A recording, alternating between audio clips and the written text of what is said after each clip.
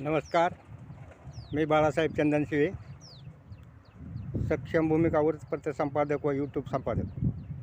आज मी मौजे शेलगाव दिवाणी या रोडवर जाणारा रोड, या रोडला आज इथं उभा आहे. तर या रोडची परिस्थिती खिळखिळ्या झाल्या असून येणाऱ्या वाहनधारकास वाहन चालवण्याची कसोटी करावी लागते व यामध्ये अपघात होण्याची शक्यता असते.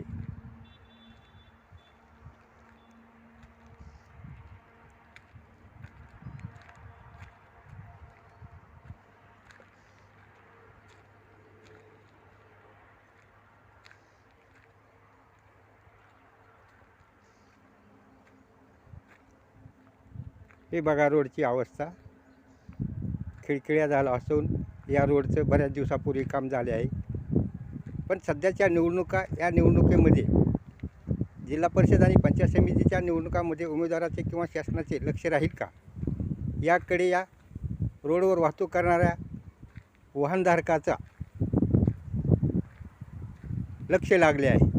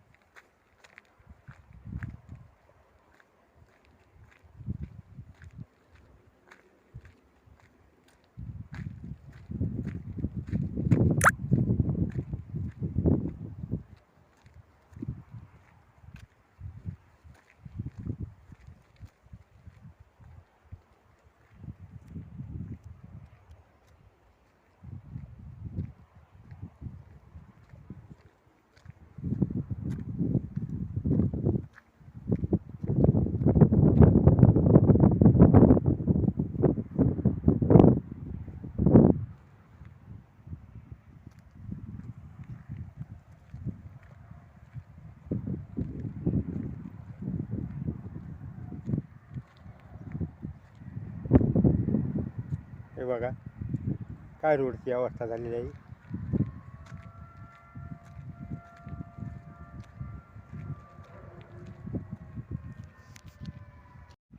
आपलं नाव सांगाल? विश्वनाथ काकडे. बरं, तुम्ही आता इथून ह्या रोडनी येता जाता ते सारखी रहदारी असते, ह्या रोडबद्दल तुम्हाला काय वाटतंय? म्हणजे असं काय चालू वाटत नाही, गाडी दाप वाटत नाही, काय नाही. समजा खराब रस्ता देपळ रोडपर्यंत तसंच रस्ता झाला आहे. मग याकडे ग्रामपंचायत किंवा गुत्तेदार हे असं लक्ष देत नाही असं तुम्हाला वाटतंय का? कोणीच लक्ष देत नाही. आता वर्ष झालं समजा खराब रस्ता आहे, डबल तर काय जाताच येत नाही म्हणायचं.